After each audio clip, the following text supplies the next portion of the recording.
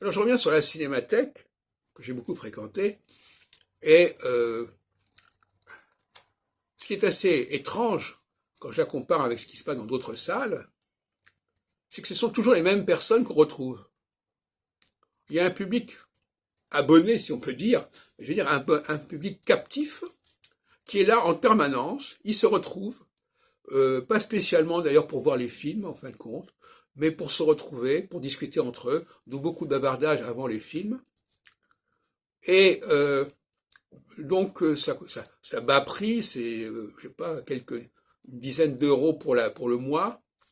Bon, bah, n'importe qui peut se le payer, même un SDF peut se payer ça. Et d'ailleurs beaucoup de SDF profitent des tarifs de ce genre. Et donc finalement, c'est un peu comme les bibliothèques. Les bibliothèques, il y a la crise des cinémathèques, mais aussi la crise des bibliothèques. La Bibliothèque nationale, pour 15 euros, on a un abonnement annuel, je crois. Eh bien, la plupart des gens qui vont notamment en haut de jardin, comme on dit, ils ne regardent même pas les livres qui sont dans les rayons.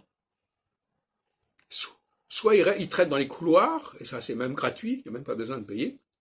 À la Haute-Cisse-Richelieu aussi, il y a des salles qui sont ouvertes sans inscription.